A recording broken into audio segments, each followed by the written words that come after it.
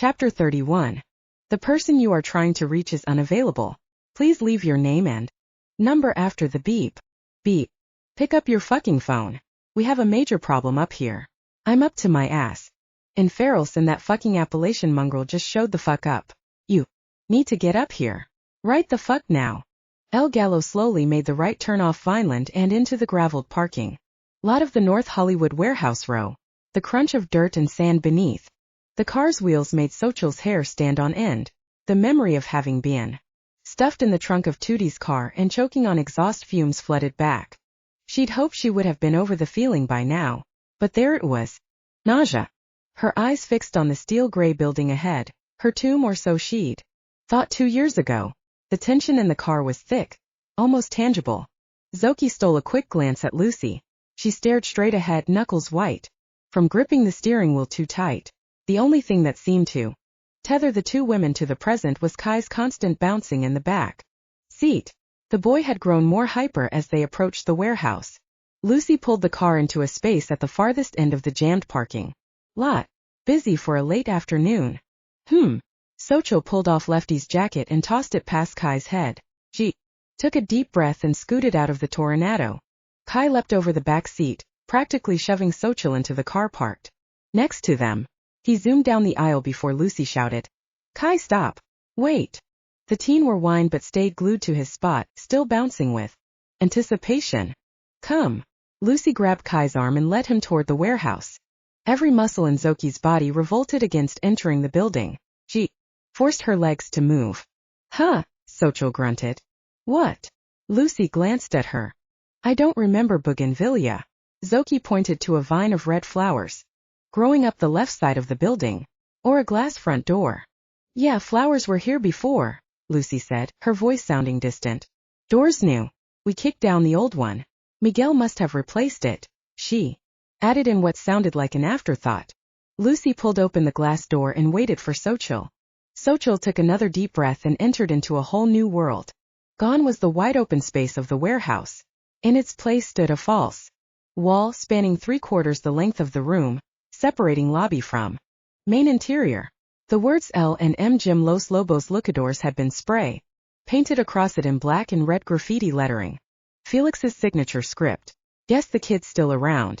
The face of a giant black wolf with glowing amber eyes, the likeness of Miguel, was painted underneath. Both beautiful and dangerous, the mural depicted her brother perfectly. At the far end of the lobby, a black leather sofa, 2 metal chairs and a round glass coffee table with magazines displayed on top made up the seating area. "Tickets are 20 each, a husky male voice said. The two women turned their attention to the reception counter. Behind it stood a hulk of a man, at least 6'5" with a tattooed bald head. He wore a tight black workout shirt with the same wolf face outlined in red. Kai lunged at the reception desk so fast the hulking man nearly flung himself into the back wall. "Whoa!" The man threw his hands up to his chest. "Kai," Lucy hissed. "Back!" Kai took a step back but continued his playful lunge attack, feigning aggressiveness like Xochitl had seen Tao and Thandi do before they began to wrestle. The thought of her puppies made her heart ache a little. She shook off the feeling and approached the desk.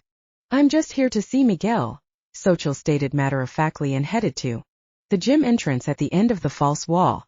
She didn't get too far. The hulking receptionist caught her by the arm. Kai growled deep in his throat. "What the foo?" Xochi spun out of Hulkman's grip, grabbed his wrist and twisted. He sucked in a quick breath. "I wouldn't do that if I were you." Lucy stepped in and patted Xochitl's shoulder, stopping the lock before she cranked too hard. Xochi let go. The oversized receptionist blew out the breath he'd been holding. "My friends don't like to be touched." Lucy nodded to Xochitl and Kai. Hulkman rubbed his wrist. His brow furrowed, and he looked from Lucy to Xochitl, his gaze falling on her La Guerra tattoo. She could practically see a light bulb switch on over his head. "Oh my gosh!" Hulkman lisped and clapped enthusiastically. "You're her. Them. This is so exciting." "Okay, not what I expected." Lucy muffled a chuckle. Kai, back to his good-natured self, bounced around the room. "I'm Reggie." Reggie put out his hand. "It's an honor to meet La Guerra." Thanks." Xochitl shook Reggie's hand. "So we're good then, Reggie?" "Oh sure. Go right on back." Reggie dug out his cell phone. Sorry about that. Xochitl nodded to Reggie's wrist. Nah. He waved off her apology. Lagera and the Werewolf Whisperer here. Marcus is gonna kick himself for calling in sick, Reggie muttered excitedly to himself as Xochitl and her friends walked into the gym. The warehouse main interior was as Xochitl remembered, expansive, concrete, floors, metal walls, and on the left, a steel-framed double door. Miguel came through that door, chained like a dog. Little brother's been busy, Lucy said. Yeah. Xochitl stared at a giant cube-shaped cage centered in the middle of the 1,000-square-foot room. The cage had two entrances opposite each other, and a thick taut square mat for a floor. Rowdy spectators of varying ethnicities and species packed the perimeter of the cage on all four sides, screaming and shouting and exchanging money back and forth as they made their fighter picks. Miguel, still in human form, sat in his corner across the cube from another Werebeast, while Lefty towered him off and barked instructions. Two stunning beauties wearing red bikinis walked the perimeter of the cage. They looked identical with long white blonde hair that grazed their tanned skin, except one girl was human and the other feral with wolf-like ears, sharp, claw-like hands, and a shiny white blonde tail. As the twins glided around the fighters, they held large cards with the two painted on them high in the air. Are those the Cruz sisters? Xochitl elbowed Lucy. I don't know, Lucy said. Don't follow entertainment much. Xochitl rolled her eyes but knew the women were the Cruz sisters.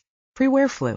Alondra and Andrusa Cruz had been moderately successful Colombian swimsuit models working out of LA post-Wereflu was a different story.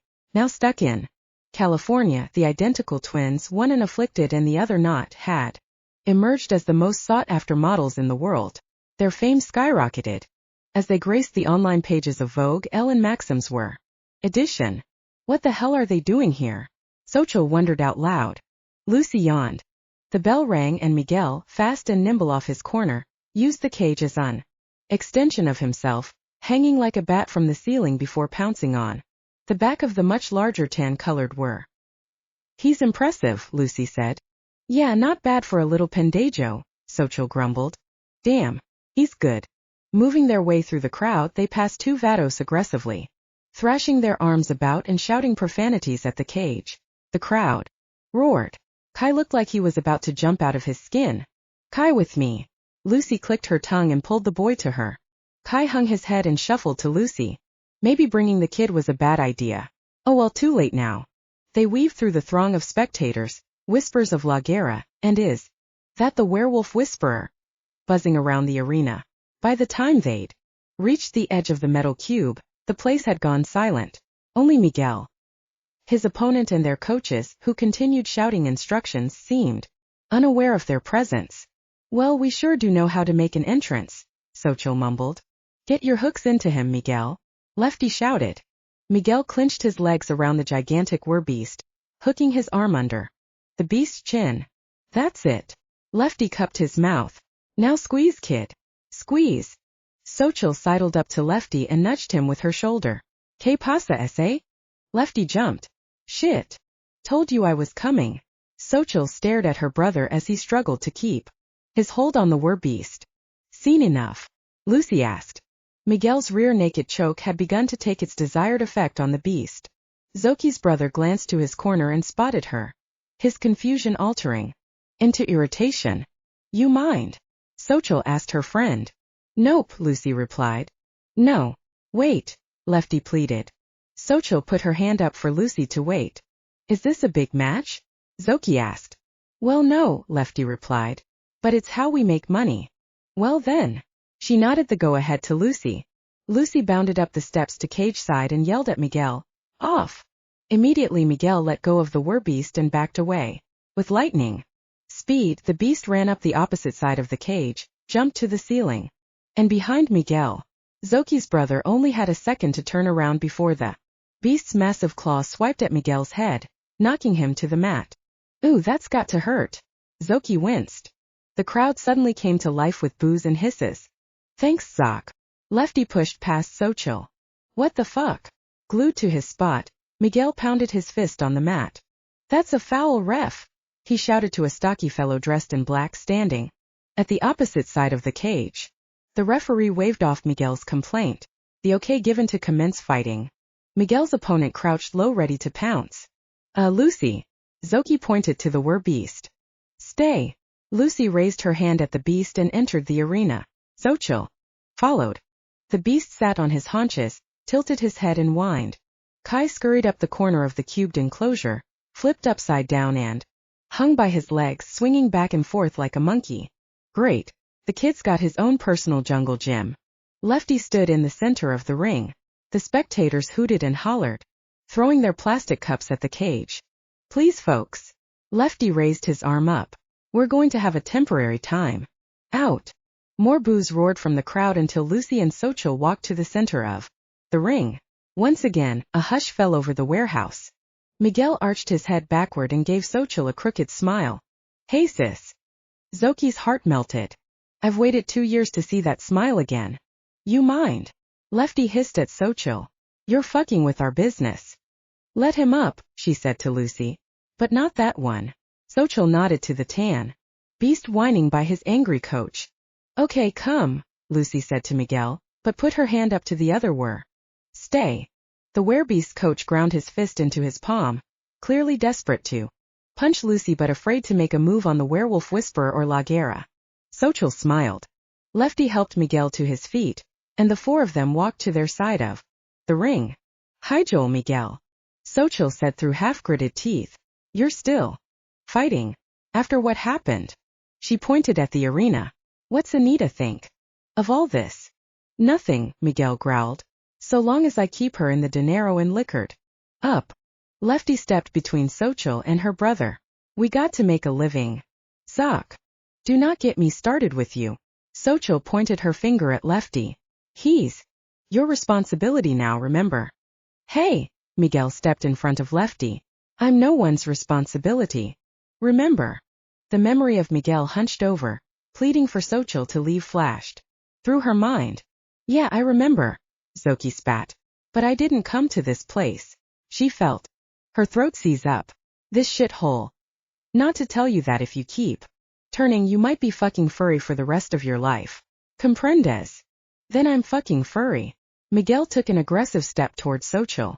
Kai dropped from the cage, sealing into a low crouch by Lucy and growled at Miguel. Up Kai. Lucy patted the teen's head. It's okay.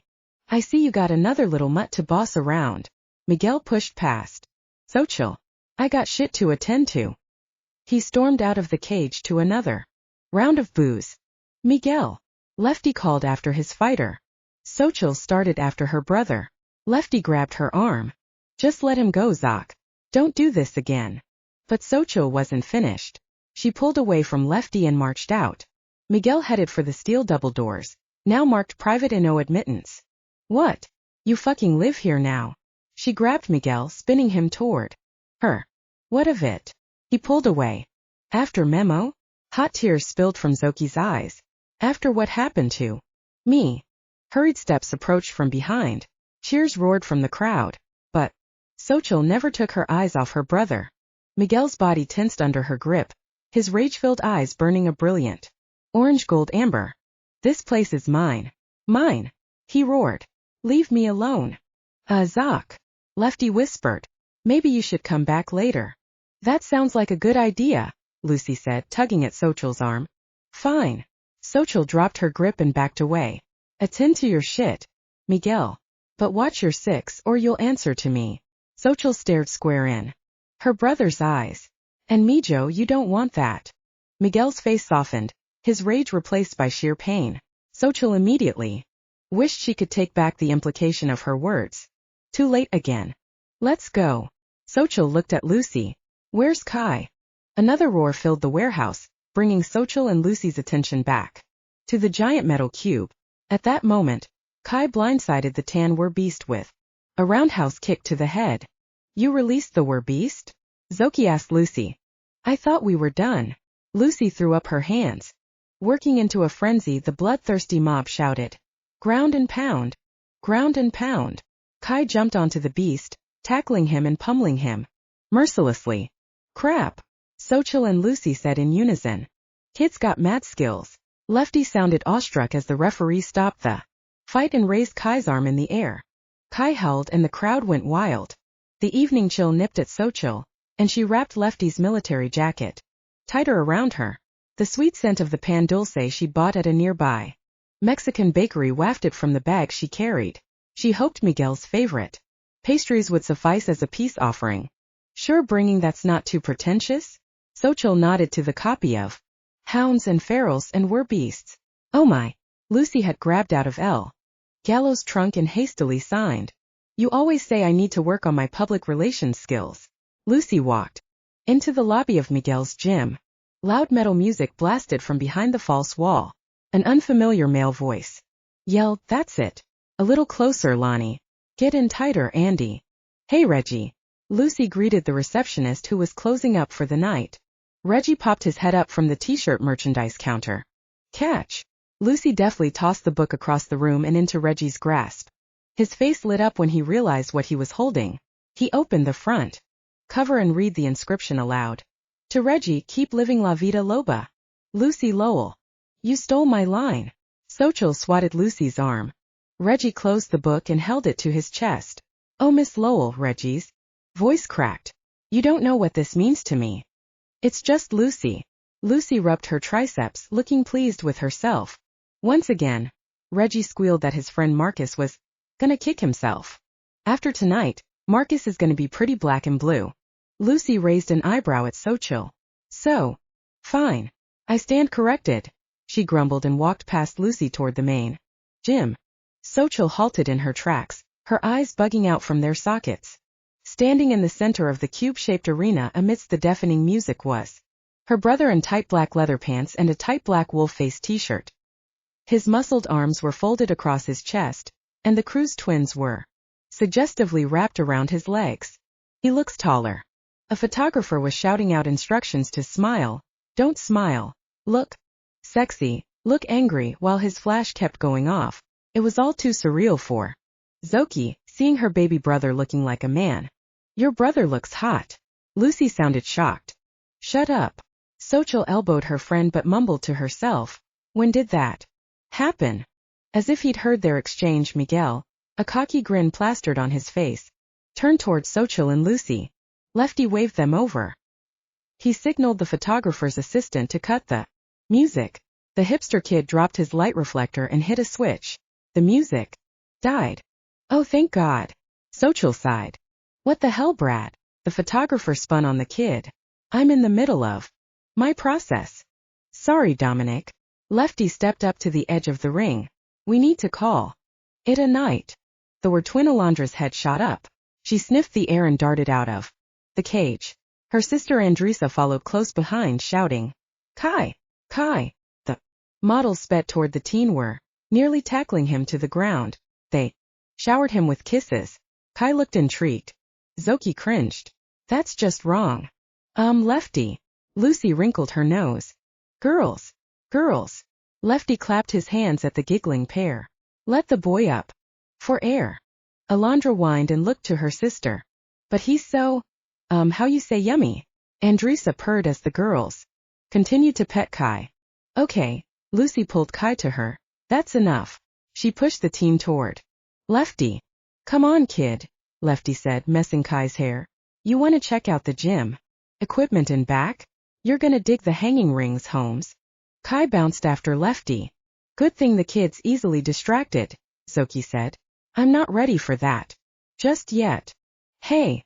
Lucy tipped her head slightly toward the steel double doors. "Miguel's leaving." "Miguel, wait," Xochitl called out. Miguel glanced at her but didn't stop. He pushed through the doors. They shut behind him with a bang. Xochitl slapped her thigh. "That's it.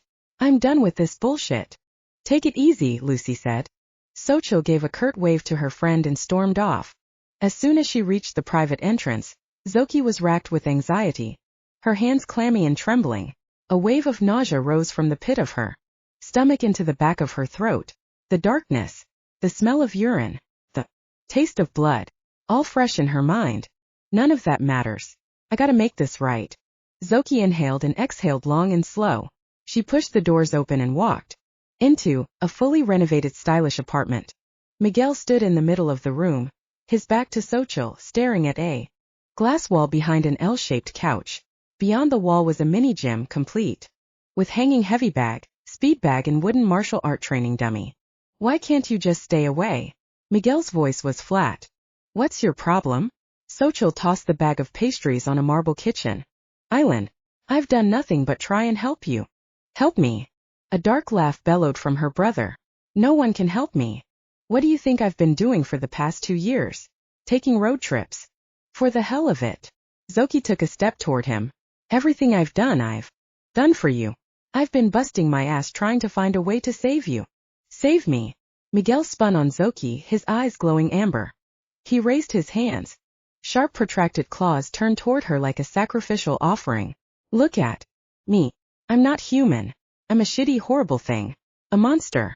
I can't be saved. Xochitl ran to Miguel and threw her arms around him. He tried to push her away. She hung on tighter. You're my brother. I love you. You should hate me. Miguel tugged at his hair violently. I hate me. For killing those kids. For what I did to you. As if a wrecking ball had slammed into his gut, he doubled over and dropped to his knees. Why don't you hate me? He rocked back and forth, weeping. Xochitl took her brother's face in her hands and looked him in the eye. You didn't do anything to me. You hear me? You didn't do this. She touched the scars on her neck. Memo did. Memo did all of this to you, to me, to those kids. Not you. Miguel wrapped his powerful arms around Xochitl and folded her into him. She felt as if her soul had been wrenched from the inferno, reprieved from eternal judgment. Xochitl unleashed a guttural moan. 2 years of anguish, torment, emptiness flowed down her cheeks. Her body shivered uncontrollably. She flashed on snapshots of her life. Her bar burning down. Memo torturing her. Miguel missing. The pound. The road. With each memory she released, her body relaxed. With each tear she shed, her pain drained away. She had her Miguel back. I'm so sorry for what I said earlier. Xochitl dabbed at her eyes with her sleeve. I would never. Exo. Miguel clasped her hand. You do what you had to. And if it came down to it, I'd want you to. It'll never come to that. The words rushed from Xochitl's mouth. Please God, don't let it come to that. Okay. Miguel smiled weakly and averted his eyes. What? She searched her brother's face. Die game. Xochitl. Miguel pulled away. I didn't want Lefty to call you because I didn't want you to know Memo's out. He blinked away tears. Xochitl sat back stunned. Memo's free? Out? How? I don't know. Miguel's voice cracked. He was ringside. You know, at the fight that got me my pro gig. Xochitl, he smiled at me. Oh God. Memo's free. Xochitl's jaw clenched and her hands balled into tight fists, the nails digging deep into her skin. Oh God. He knows Miguel lives here. I wanted to rip his head off, Miguel growled. But he was too well guarded. Like he was some sort of big shot. If Memo hurts Miguel, I'll kill him. Mijo, Xochitl whispered. I'm glad you didn't go after Memo. Don't worry. When the time's right, we'll get him and make him pay. Miguel's eyes blazed fiery amber, and his lip turned up into a fong-filled grin. I could get used to that smile. Xochitl pulled Miguel into a tight hug. She felt the hole in her heart fill. I'm proud of you, she said, nestling her head under his chin. You are. Miguel sounded surprised. Of course. Xochitl chuckled. You sure turn things around for yourself. Your own gym. A pro fighter. She scanned the apartment. And look at this place. Not what you'd expect for a Wer and a Marine, but it's nice. Yeah. Miguel waved his hand around the room. Bob's people did it when he invested in the business. Oh. Xochitl smiled up at her baby brother. Well, I like it. Miguel sniffed the air. What's that? He hopped up and darted to the pastries. Just like a Magaña. Xochitl giggled, rising to her feet. Always thinking. With his stomach. Like a kid on Christmas morning. Miguel's face lit up as he dug into the paper. Your favorite. With the baked-in sugar sprinkles? He pulled out one pink pan dulce. Of course. In a flash, Kai rushed into the apartment, threw his arms around Miguel and Xochitl and bent down, snatching the pastry from Miguel's hand with his mouth. Who wants pizza? Lefty shouted as he and Lucy entered the kitchen. All 4 of them raised their hands in the air. Xochitl's belly was bloated from the half pepperoni she'd devoured, and she Felt at any moment a pizza monster would burst forth from her stomach cavity. Like in one of the horror films she and Miguel loved to watch when they were kids. How'd we eat almost 7 pizzas? She moaned and glared at her laptop on the coffee table next to a box of leftover slices. Lefty, the so-called computer whiz, had abandoned her, having given up after an hour of searching the net about permanent Werebeast transformations. She'd found a few random accounts of someone's husband or wife not returning to human form, but nothing detailing why or when these beasts stopped changing. Bet those pinchoteros squashed the information. As a last resort, Xochitl had once again clicked on the bizarre Kyon Virus website. In between training hounds and ferals at the ranch, she'd scoured the internet for any data that would shed light on the apocalypse in the new world order. But to Xochit's dismay, only Kyon Virus seemed to have any concrete information, usually in the form of mathematical equations that she'd emailed to Vern. For the past half hour, she'd stared glassy-eyed at her computer screen as the Kyon Virus site alternated between tiny dots of blue and gyroscope-like swirls of purple. Although Kyon Virus was never quite straightforward with how she administered her information, Xochitl could at least glean some piece of the KV puzzle from her. But as of late she had taken to transforming her site into both a study of neo-impressionistic design, the likes of which would make Sarah and Liechtenstein jealous, and cryptic messages. They are corrupted where the soul begins. Only the worthy can see. And today's doozy. It all ends not with a whimper but a howl. Xochitl slid her computer away and sighed. Well, that was useful. Her gaze wandered to her brother and Kai wrestling on the matte floor of the glassed-in mini-gym. Newly energized with a pizza buzz, the boys had been going at it for over an hour. Xochitl shook her head, still shocked to see in place of her baby brother a man. He'll be 20 soon. Hi Joel. I'm gonna be 31. The thought made Xochit's head spin. Where'd the time go? Oh right, chasing down Werebeasts and getting into diner fights. Xochitl's abuelita had said it was a good omen to have one child born of the summer solstice and the other of the winter, that the children would balance each other and bring peace to the family. Her grandmother Magaña, for whom Xochitl had been named, was a staunch believer in the spiritual and tethered to what Xochitl's father used to call the old Indian ways. And up until this moment, Xochitl had thought her grandmother's wisdom was slightly askew, but as she looked around the room at Miguel, Kai, Lefty and Lucy, she realized her abuelita was right. Balance and peace were only found within the family, not on a ranch or in a bar. Shortly after Miguel was born, her grandmother had passed away peacefully in her sleep at the wonderful age of 93. No joy. Lefty nodded, his hand tucked behind his back. Nada, she said, noticing the cat who ate the canary grin on his face. What did you do? Me. Lefty feigned innocence. Dame. Xochitl snapped her fingers, then held out her hand for whatever Lefty was hiding.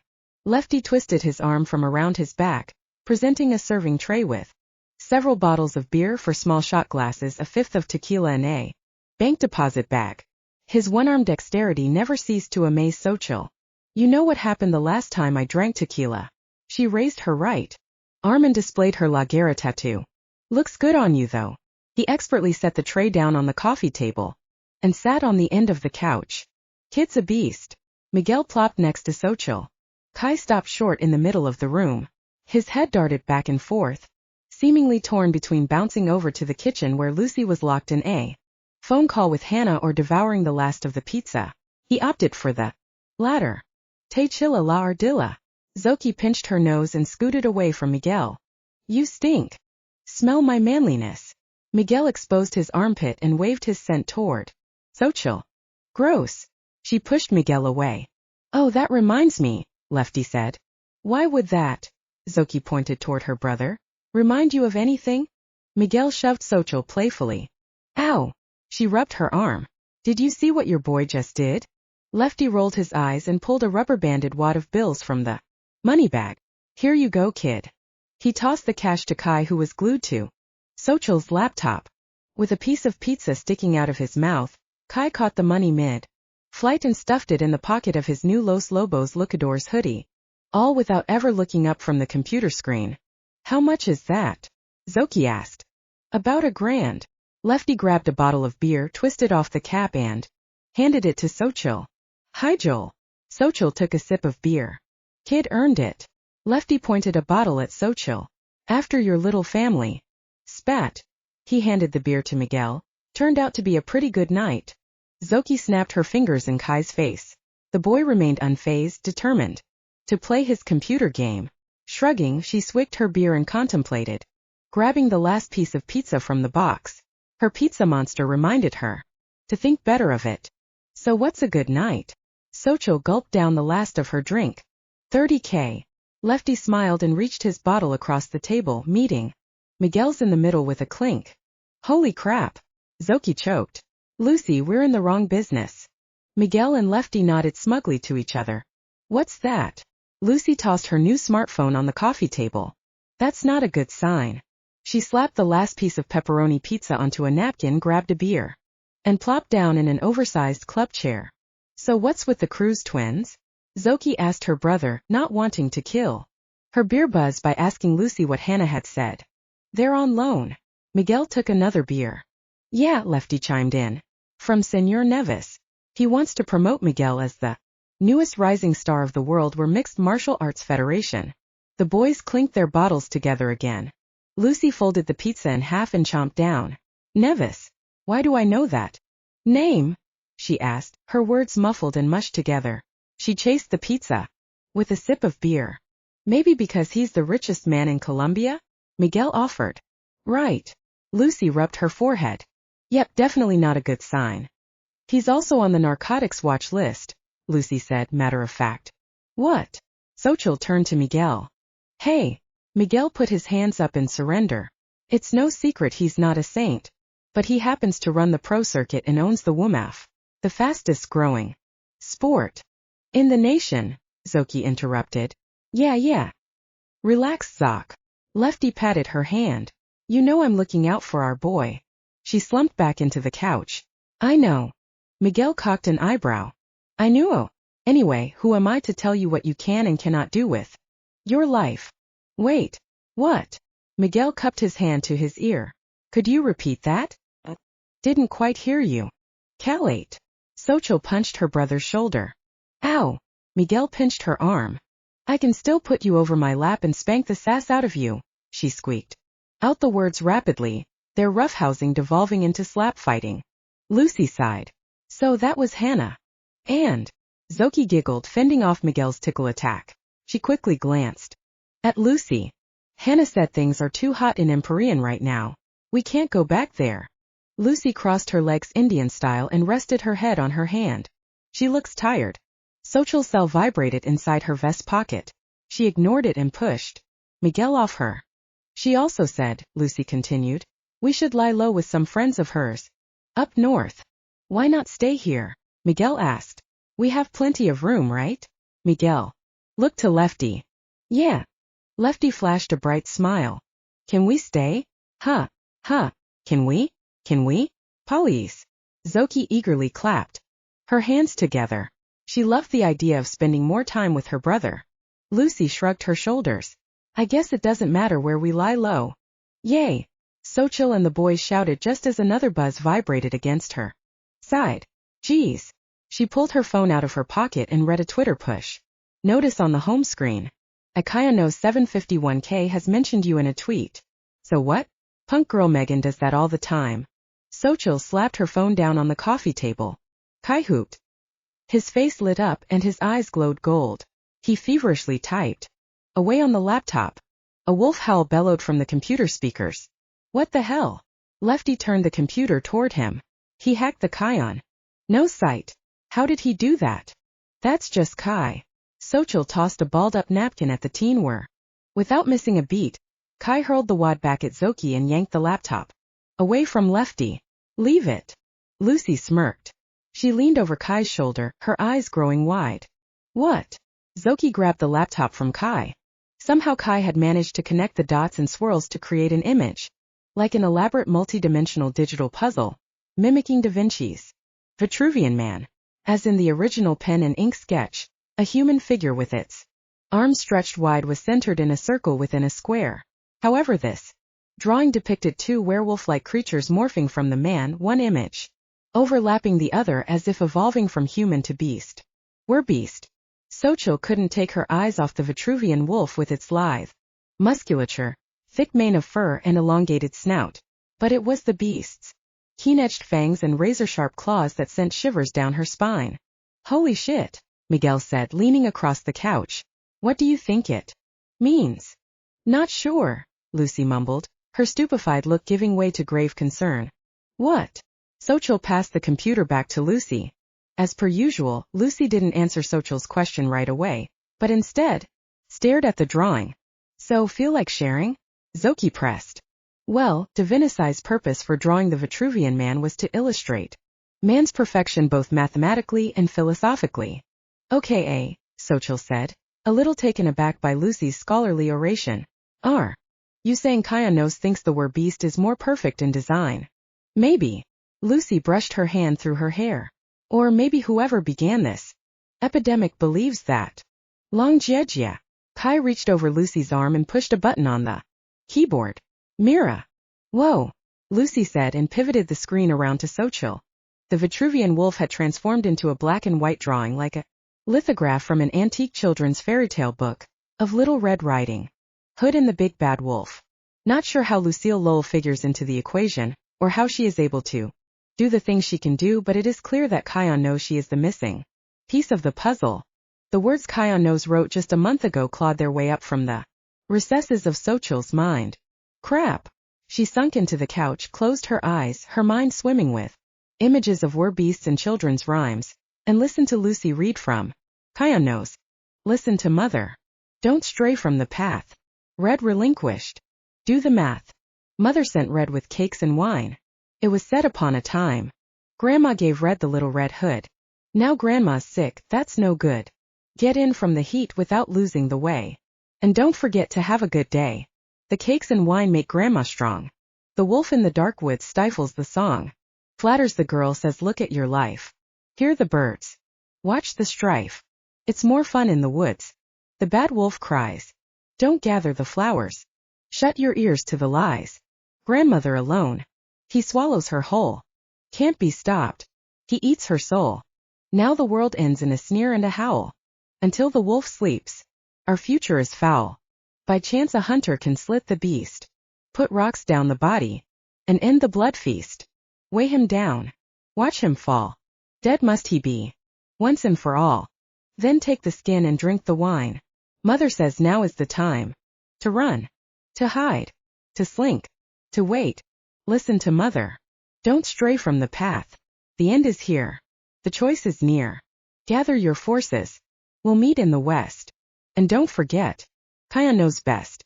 I hate poetry, Xochitl groaned. Xochitl's head snapped up as her cell once again vibrated loudly. She snatched the phone and was shocked by the countless Twitter notifications filling up her home screen. She tapped on the app and discovered Punk Girl Megan's earlier tweet about her retweeted over 1,000 times in the past 5 minutes. What the hell's going on? She clicked on Punk Girl Megan's tweet. At Noefcon La Guerra is all over the news. Xochitl had to read the tweet 2 more times before the words all over the news sunk in. Quick! Turn on the news! Xochitl shouted. Miguel grabbed the remote and switched on the television. Xochitl's mouth dropped open as random pictures of her and Lucy were plastered all over local evening news. Wanted for questioning are the Werewolf Whisperer and her companion, Enrique. Baldwin said, as Xochitl and Lucy's faces were replaced by the Now News anchor's slimy smile. I carajo. Miguel's mouth went slack. I'm not her companion. Xochitl shouted at the TV. Zoc. Lucy sounded scary calm. I think that's the least of our worries. The newscast switched once more to a shaky cell phone video of Kai running out of Empyrean High School, followed by 2 huge men clad head to toe in black military fatigues. Hound Chow. What did you do? Xochitl reached for the boy, but he ducked under the table, whimpering before she could nab him. In yet another video linked to the now infamous Werewolf Whisperer, Enrique's smug voiceover not so subtly indicted. An eyewitness shot this film of a werebeast, allegedly thought to be in the company of said Werewolf Whisperer, running out of the local Empyrean High School. A petite blonde woman in a wheelchair rolled into view of the amateur video. Hey, that's the chick that was driving the black SUV at Molly's today. Xochitl snagged the remote from her brother and paused on the image of the mystery woman, cutting off Enrique Baldwin's report. Looks like we're going north after all. Lucy dropped down onto her chair. Xochitl handed the remote back to her brother. I need a drink. She poured 4 shots of tequila. Xochitl, Lucy, Miguel and Lefty each lifted their glasses in the air. To being wanted. Xochitl downed her drink. Chapter 32. Troika. She is safe where she is. Omega. I want her out of there. Troika. When we are ready. Omega, make it happen. Troika. You have your orders. See, they are carried out. 20 months ago. Warden Bucknell's office was smaller than Lucy had expected and more utilitarian than she had imagined. The walls were stark white and only a few framed photos of Folsom Prison over the last century broke the severity. Warden Harold Bucknell sat behind an oak desk, his full attention on a file marked with the Great Seal of the State of California. He didn't look up when Lucy arrived with her court-appointed representation. A little man she'd never seen before, Kent Wortham, had shown up in a cheap suit with a briefcase full of documents and had forced her release from solitary before sunrise.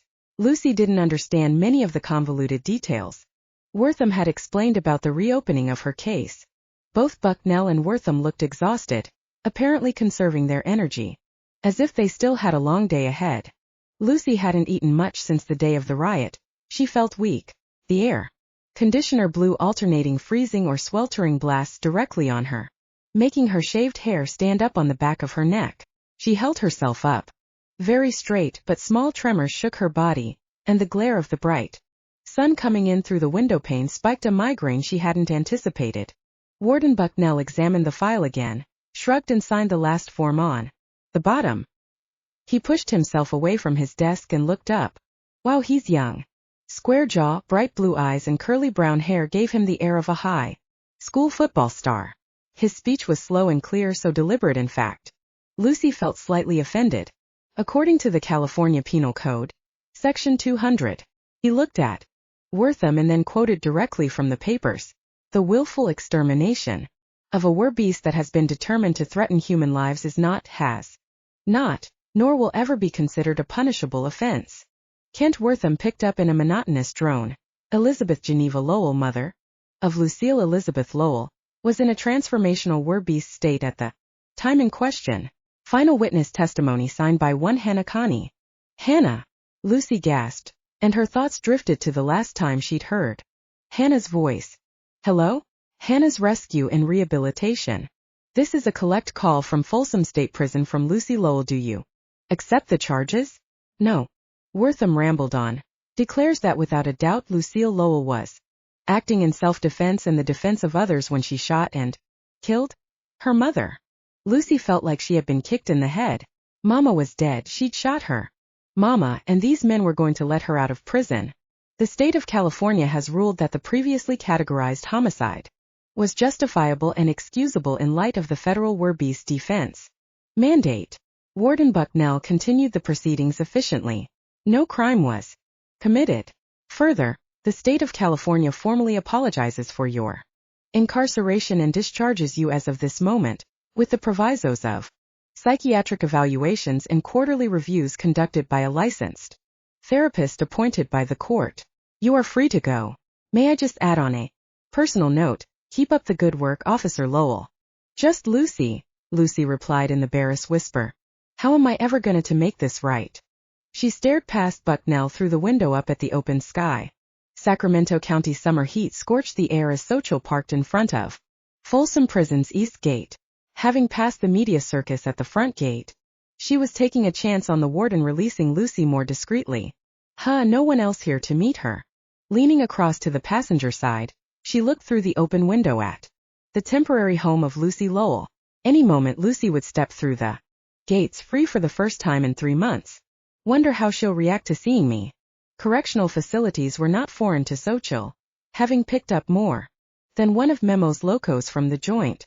The prisons in LA were modern, cold structures made of concrete and steel, but Folsom was an entirely different beast. Massive 30-foot gray granite walls, thick and impenetrable, stretched into the sky. Stone spires topped the guard towers on either side of the spiked iron gate, reminding Xochitl of a medieval castle. Kinda beautiful. Well, except for the whole prison thing. She turned her attention back to the gate. She didn't see Lucy, but she was a little early, and the release procedure sometimes took a while. Too hot to wait in the car, Xochitl decided to get out and stretch her legs a bit. Her drive up from Lake Arrowhead had been long, and her legs felt stiff. She pulled the rooster keychain from the ignition. It was hot to the touch. Xochitl sucked in a breath. Hi, Joel. She quickly crammed the keys in Lefty's military jacket and shook out her hand. The heat was even more stifling outside the tornado. Xochitl began removing the tan camo jacket. She felt a jab at her side. The serrated edge Bowie knife strapped to her hip reminded her that it and the Filipino karambit knives hooked on her jeans needed concealing. She pulled the coat back on, adjusting it to assure her weapons didn't show. Xochitl groaned at the heat the added layer created. She leaned back on El Gallo, crossed her arms and legs in front of her and waited. She didn't have to wait long. A few minutes later, Lucy Lowell approached the gate. This ain't the receiving and release gate, Lowell. No reporters back here for the hero cop, bitch. The exit guard grinned, hatred and jealousy in his eyes. I'll save a spot for you when the new women's facility opens. You better pray I don't ever come back, Peckler. Lucy held his gaze and accepted the small paper bag holding her belongings. Remember that kick I gave you, you stupid, cowardly son of a bitch? Officer Peckler swallowed and involuntarily shuffled backward. Lucy pushed away the memories and silently headed for the road. She had expected to see Hannah waiting, annoyed but happy to have her back, ready to mourn together, ready to plan their next step, ready to forgive Lucy. She'd also counted on the change of clothes she thought Hannah would bring, the gray sweatshirt and ill-fitting jeans provided by the prison upon her release reeked of mothballs. The odd low-cut tennis shoes pinched her toes. At least I'm out of that suffocating pink jumpsuit. After a mere 2 steps, Lucy found herself staring at the bright orange gleam of a ridiculously large 1960s American muscle car. Against the glare, Lucy shoved dark sunglasses on her face, having fished them from her paper bag in a hurry. As she made out the person who casually leaned against the behemoth, her knees buckled. Not Hannah. No forgiveness. No reunion. Hola. Draped in turquoise jewelry and encased in tight leathers, a familiar young woman flashed a broad smile. She straightened up slowly and ran her fingers through the tangle of her long blonde hair. Xochitl had changed. Gone were the trendy girly fashions Lucy's former confidential informant had favored not so long ago. The camouflage jacket she wore now easily concealed a sidearm or large knife. Lucy couldn't be sure at a distance. It was Xochitl's manner, however, her stance, the unblinking stare, that made her a striking contrast to the bleeding victim Lucy had peeled off of Memo Morales' warehouse floor just a few months before. Xochitl. Lucy nearly bolted back through the prison gates. Lucy stiffened. She brushed her hand through her short, spiky hair. Last person you expected. Just me, chica. Not surprising, Lucy was dressed in typical Goodwill release garb. In the sunlight, her hair glistened a brighter shade of red than Xochitl remembered. Other than that, she looks the same. It wasn't until Lucy reached the car that Xochitl caught a glimpse of the scars running up from her wrist and disappearing under her gray prison sweatshirt. Oh. Xochitl forced her stare away from the obviously self-inflicted wounds back to Lucy's face. Lucy took a few small steps backward. No worries. You're not the first person I've picked up from the joint. Day one's always weird. Xochitl winked, clicking her tongue. She crossed to the driver's side door, swung it open and for added effect, jangled the audacious rooster keychain in front of her. You took Memo's car? Lucy sounded impressed. El Gallo is all mine. As it should be. Xochitl laughed and slid in behind the wheel. She turned the ignition, revving the Tornado's engine. She patted the dashboard. See, she likes you, baby. For a brief moment, Lucy looked back at the prison. What happened to her in there? The thought vanished as the door squeaked open. Lucy scooted in beside her. Lucy reclined into the leather seats, looking comfortable. Xochitl smiled and punched the gas. El Gallo's engines roared as he tore down the road, Folsom State Prison in their rearview mirror. Chapter 33. Omega. They are coming your way, make sure she's not harmed. Oracle, the other two? Omega, disposable. Oracle. When will you be here? Omega. Thanks, Hannah. Lucy slid her new smartphone onto El Gallo's dash and put both hands back on the wheel. Good news, Molly's isn't filing charges. Hannah said she's trying to straighten things out with the local PD, Lucy said and looked over to Xochitl, who slumped in the middle of the bench seat, Miguel's luchador's cap pulled down over her face. Kai snored loudly, his face pressed up against the passenger window, his warm breath fogging up the glass. Hey Zoki, Lucy teased. You and Lefty were up drinking pretty late last night. Any confessions to make? Yuck. It's Lefty. Xochitl made a sound like a cat coughing up a fur ball. She groaned. Bad things happen to people who drink tequila. Last time. This, Xochitl said with difficulty and lifted her left arm, reconsidered. Then lifted her right arm instead and pointed to the La Guerra tattoo. This time. She searched. Lefty gave me something. Something he shouldn't have. Lucy hooped and shook with suppressed laughter. Her eyes watered with the effort. Digging yourself deeper, Lucy sang out. Calate. Zoki said and air paddled both hands in Lucy's direction. Xochitl settled back into her slumped sleeping position, apparently unable to get comfortable. She grumbled about needing coffee and mushed her face up against Kai's shoulder, desperate to hide from the sunrays beaming into the car. Kai, who'd slept through the entire conversation, woke up, yawned wide and vigorously bounced up and down in his seat. Wake up, Xochitl. We gotta figure this out. Lucy swatted at Xochitl's shoulder. We have to steer clear of Empyrean. Only use cash, Lucy said, laying out their options again. Any major cities are off limits. San Diego, San Francisco. Anywhere we've been recently. The law has a raging hard on for us. Lucy continued. Hannah said her friends in Talinka Hills are cool with us staying until everything blows over. And if it doesn't blow over? Xochitl made a production of sitting up and rummaging through her bag for aspirin. We'll burn that bridge when we get to it. Lucy reached one hand over the seat and grabbed a sealed water bottle from a grocery bag balancing precariously on the back seat. Xochitl snatched the bottle from her, popped 2 aspirin and took a deep gulp of water. A few moments passed in silent contemplation, allowing Lucy the chance to notice the abundance of orange poppies lining the road on both sides. Spring was making its presence known, and Lucy loved California springs almost as much as California summers. The weather and the phenomenal landscape almost erased their problems for a moment. Almost. Are we there yet? Xochitl whined, breaking Lucy's reverie. Xochitl stuffed the water bottle in the hanging cup holder and started digging through her bag. Again flipping her hairbrush, some lip gloss and a switchblade on the seat next to her. Kai picked the items up one at a time, studying them closely, until Xochitl noticed and slapped his hands away from her things. We just passed Angel's camp. Can't be much longer now, Lucy said and turned. On the car radio, Xochitl played with the volume control. And now the KNUZ 88.3 FM news. The radio announcer's words fell and rose in volume as Xochitl turned the knob back and forth. It's been 2 days since the Werebeasts incident at Empyrean High School and still no leads on the teenage were who sent a local teacher to the hospital. The words, though, delivered in a pleasant announcer's timbre, hit Lucy in the gut like a gunshot. Xochitl flinched her hand away from the radio control as if it had burned her. Teacher? Hospital. Lucy snapped her head and looked at Kai. The young assailant, known to travel in the company of the Werewolf Whisperer, went on to maul 2 teenagers at a local diner. The announcer came up against a heartbreak. After we come back, we will be speaking to revered Dr. David Barnes, co-founder of the Anti-Werebeasts Commission. Please stay tuned for these important messages. Kai, what teacher? Lucy pressed. Spill Hound Chow. Xochitl said and shoved the boy's shoulder to get his attention.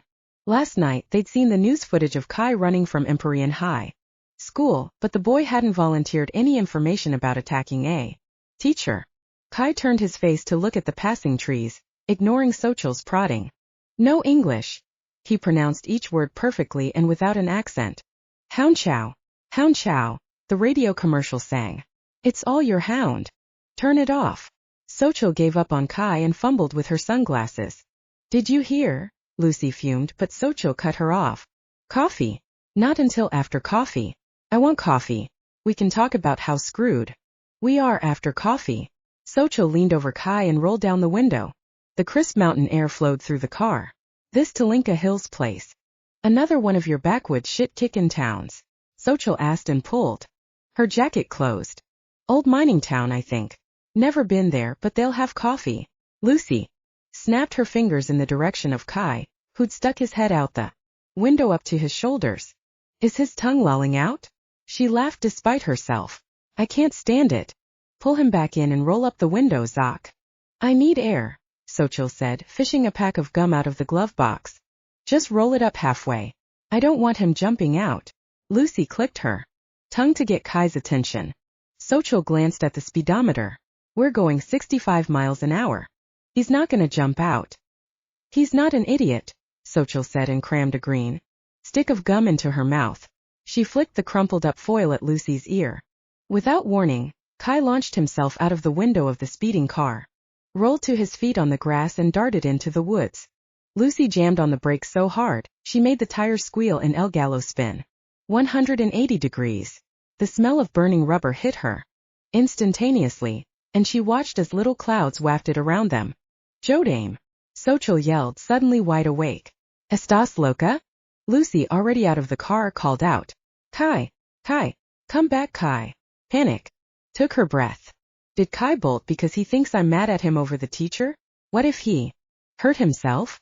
Lucy ran both hands through her hair and stood still, looking at the dense sequoia forest. Xochitl slid over to the driver's side, muttering to herself in Spanish, and pulled the car over to the shoulder. Yo, you just lost your driving privileges, chica, Xochitl said. But Kai, Lucy shouted back. Kai's made out of rubber. He's fine. Xochitl gave Lucy a wry smile and looked around. Hey, Luce. Sign there says Talinka Hills is the next exit, Xochitl said and pointed ahead. Maybe our boy is taking a shortcut. After all we've been through, he runs off just like that, Lucy said, feeling dismayed. Yeah, hell. If you love someone, let him go and all that shit. Probably just saw a rabbit. Xochitl hit the blinker and paused with uncharacteristic caution before pulling the car back onto the empty road. Maybe she wants to coddle El Gallo a little to make up for my rough handling.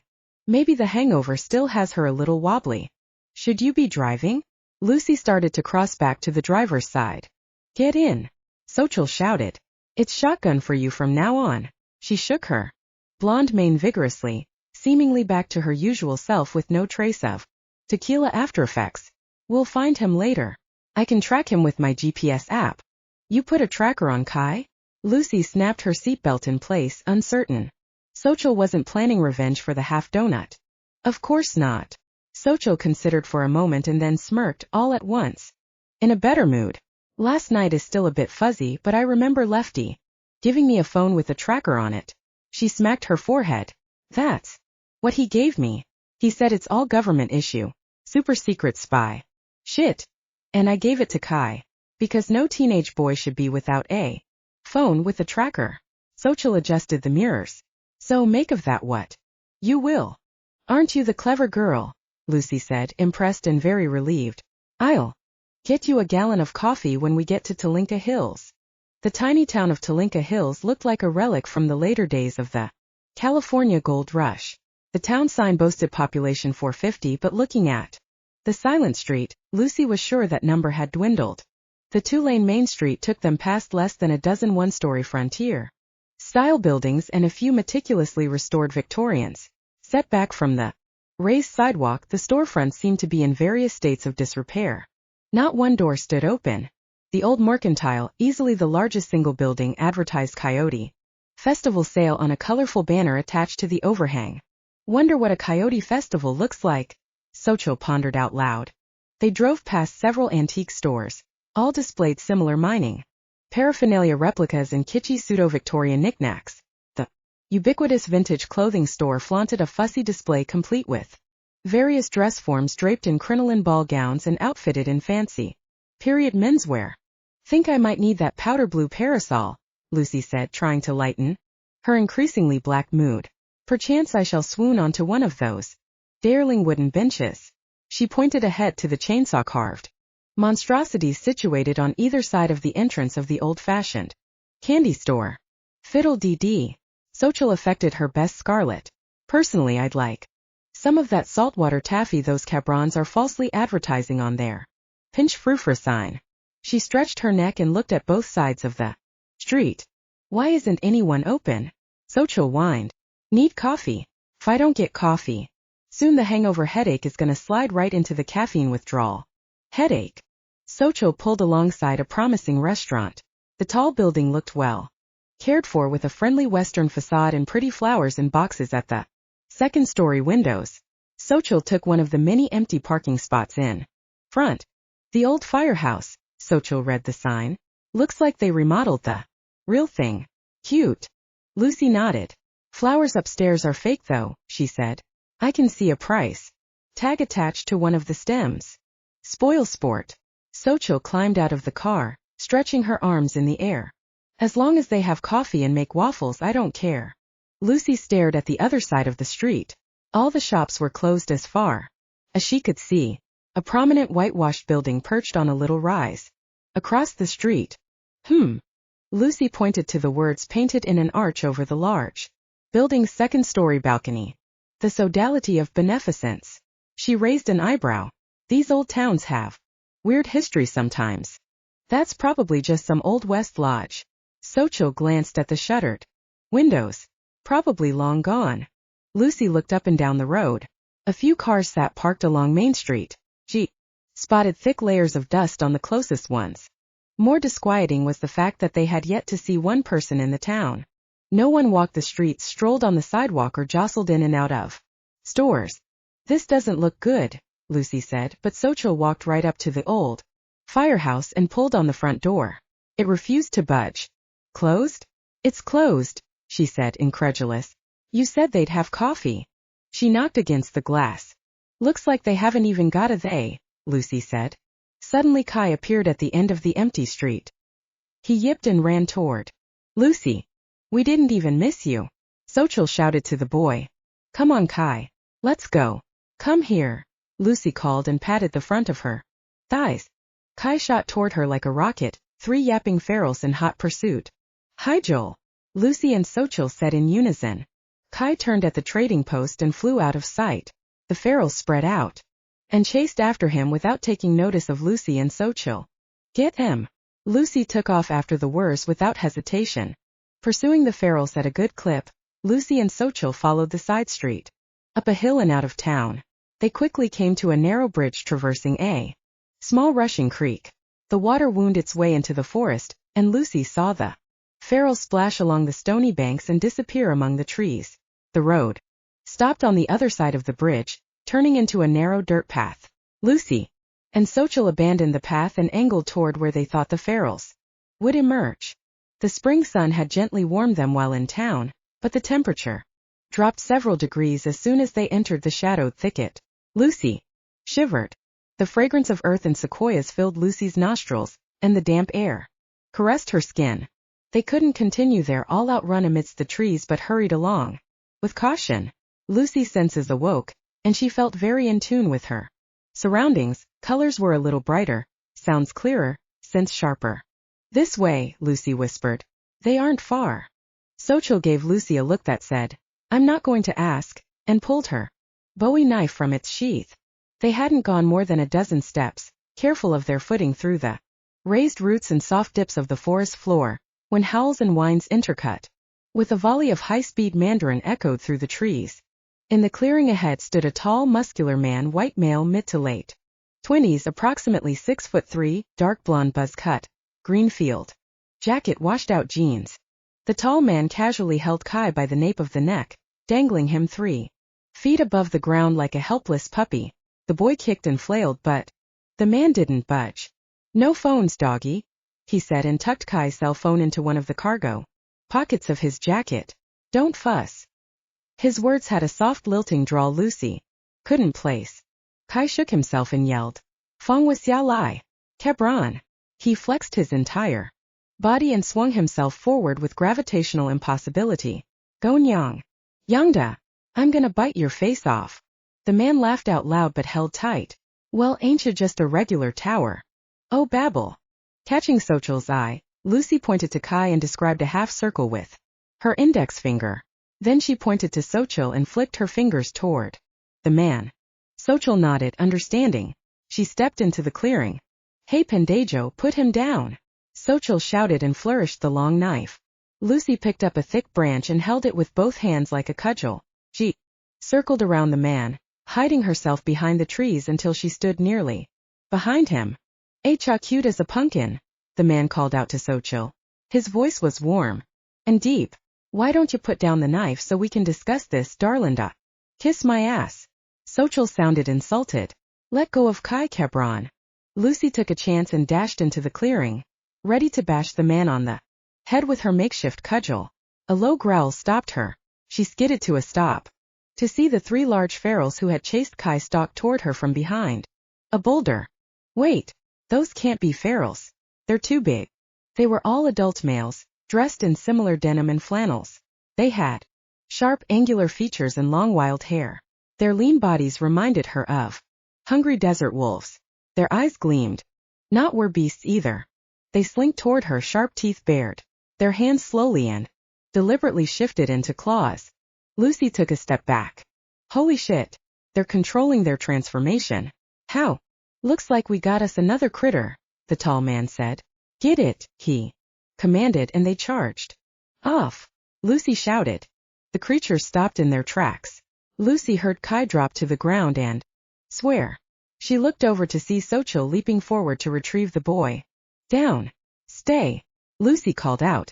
The trio crouched and whined, turning their heads to the man.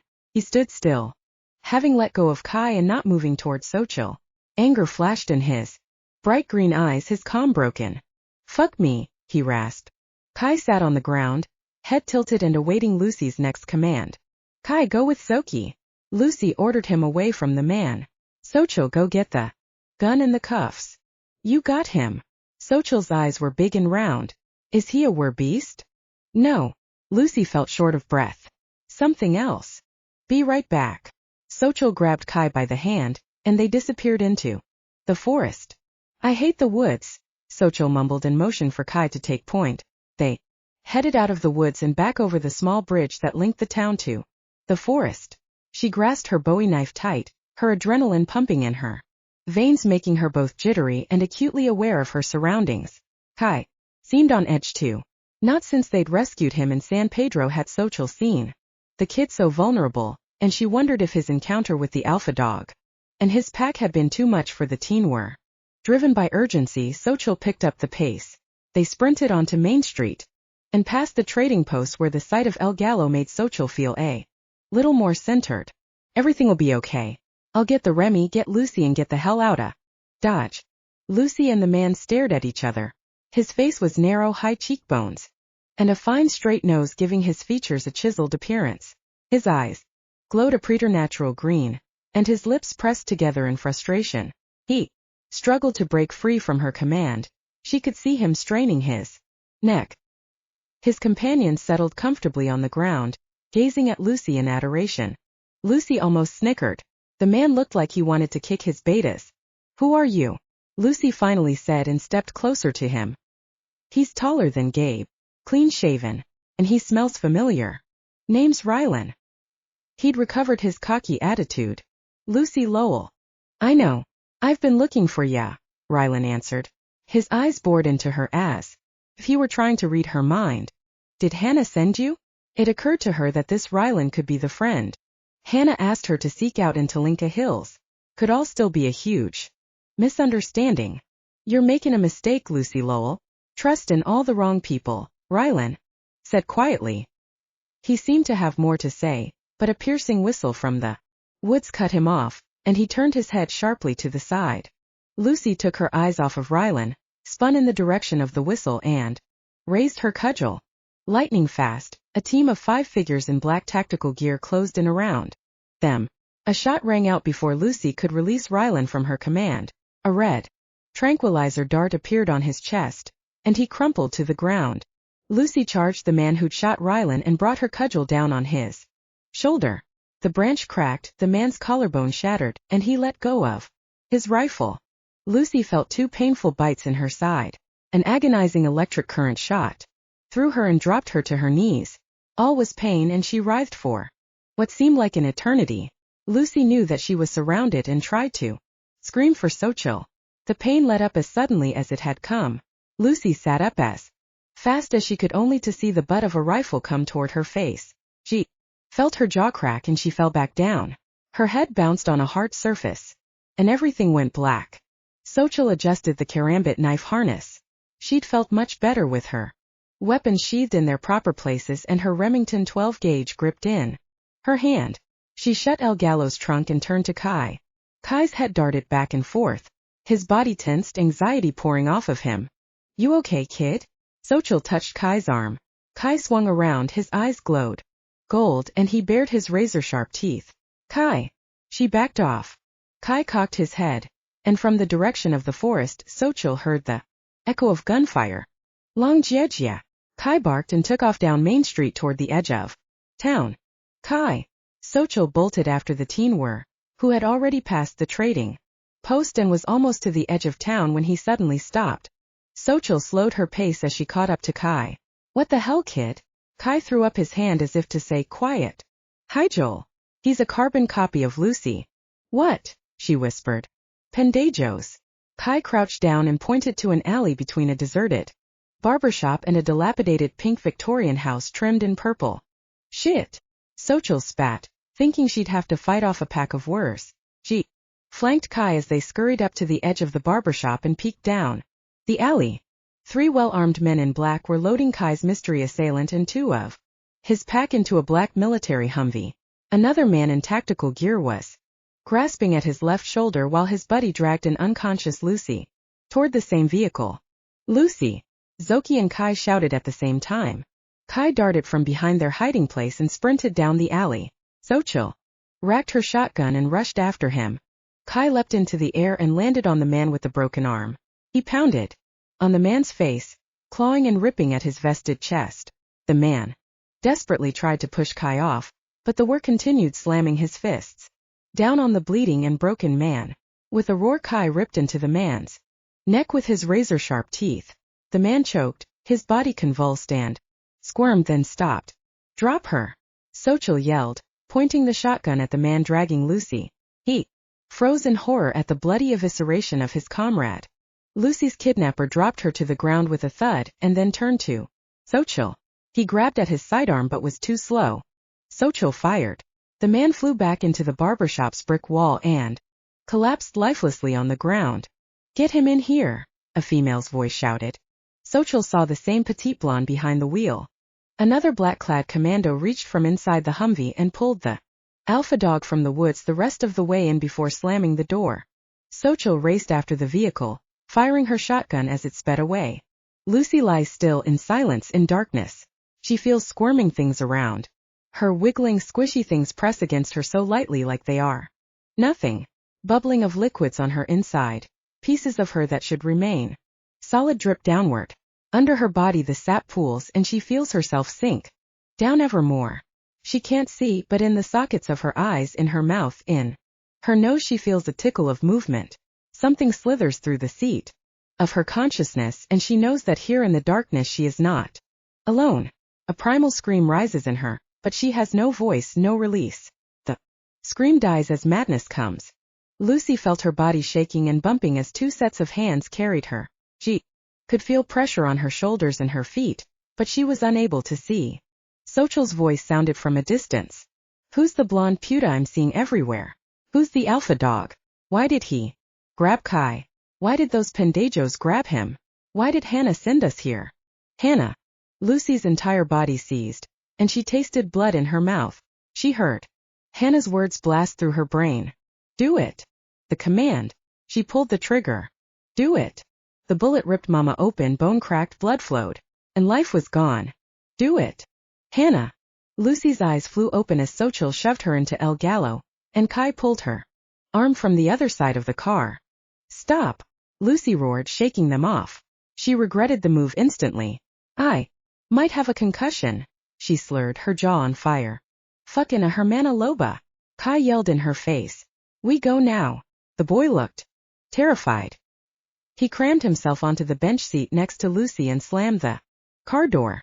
"Luce, those black van assholes almost got you," Xochitl screamed. They got the guy from the woods and his ferals. She shoved the Beretta in Lucy's shaking hands and cranked the ignition. We gotta scram, chica. Xochitl floored it, and El Gallo screamed down to Linka Hill's empty main street. We can't run. Lucy sat up and stared straight ahead. She felt like ice water was running through her veins. Her body tense and numb, she felt no pain. Everything went very, very quiet and very, very calm. She turned and looked at her friend. Hi, Joel. Your eyes. Xochitl panicked and swerved El Gallo along the road in a snake pattern. Lucy's vision delineated the world around her into sharp shades of black and gray. Xochitl's blonde hair gleamed white. El Gallo's sunburst orange closed around her in light taupe, but the gray road before her exploded into a vivid red trail. My prey is getting away. Short breaths pushed through Lucy's lungs and released through her nose. Her heart pounded powerfully in her ears. Down to her bones she felt the hunt begin. Lucy Lowell let out an ear-shattering howl.